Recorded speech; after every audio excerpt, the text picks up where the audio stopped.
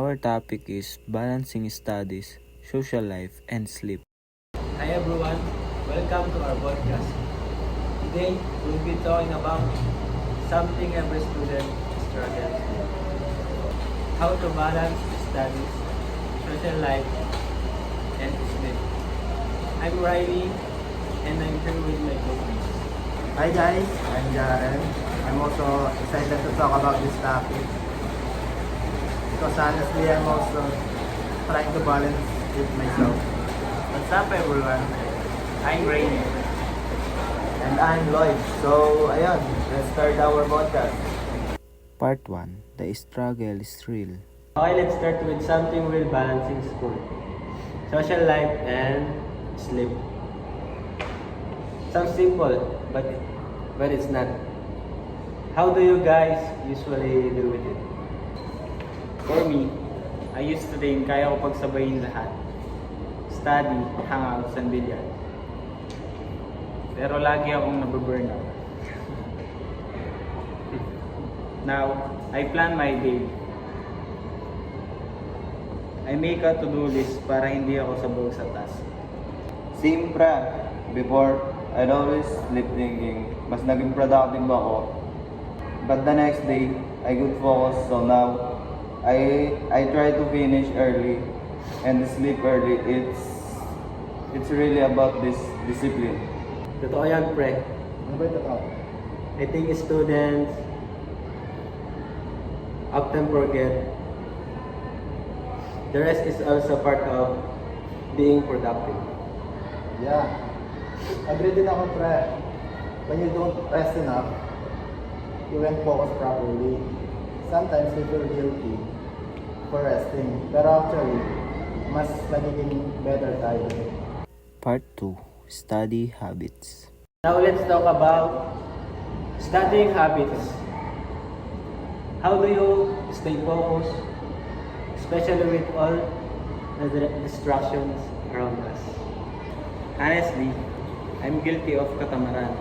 I tell myself, break lang for 5 minutes.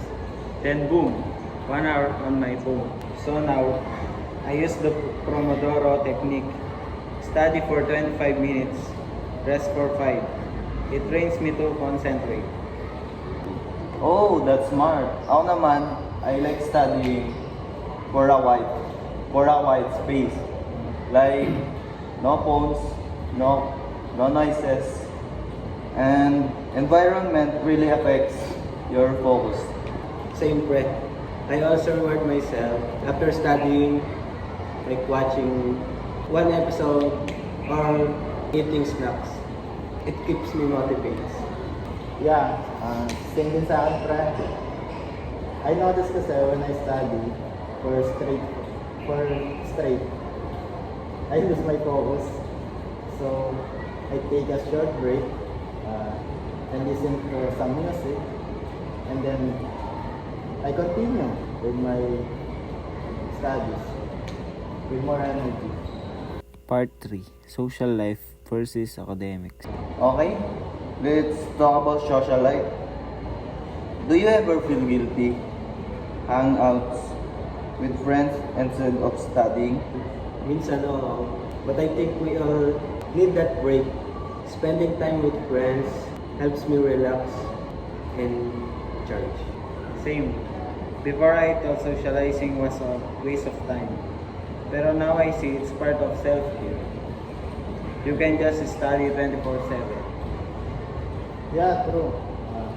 If you only focus on studying, you will feel tired and empty.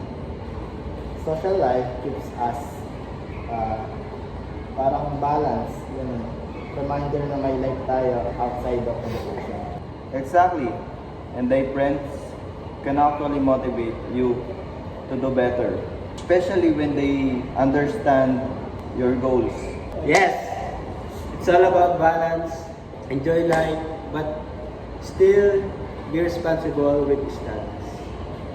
Part 4. The value of sleep. So, okay, let's be real. How many hours of sleep usually do you guys get? Kapag may pasok, mga siguro 5 hours. Ako rin. Minsan kulang. At when there's no class, tulog ako ng 10 hours. Same pre, I try to sleep early. Pero minsan assignments or scrolling keeps me up. But when I get enough sleep, I feel so much better the next day. More energy, better mood, mas productive talaga. Exactly. We don't realize how important sleep is until we start losing it. Lack of sleep affect everything, focus, grades, and even how many deals with people. Yeah! That's why we setting a sleep schedule helps.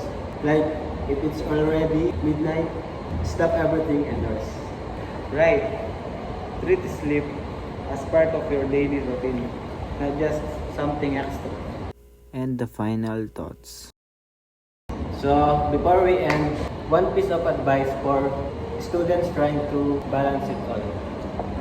Para sa akin is learn to prioritize now what is important for the day and focus it day. Ang akin naman ay stay consistent. Even small habits like planning your day can make a big difference. For me, it's simple. Take care of yourself. You can do always well in school or with friends if you're always tired. Balance starts with self-care. Gusto ko yung mga sinabi nyo. Mine is, don't feel guilty for resting or saying no. Balance isn't doing everything. It's knowing what's best for you. Yeah, that's right. So yon guys, that is for today's podcast. And we hope you learned something about our podcast. Thanks for spending time with us today. Don't forget to like, share, and comment your thoughts Subscribe! below. See you on our next podcast. Bye bye. Bye, Mama Yuri. Bye bye.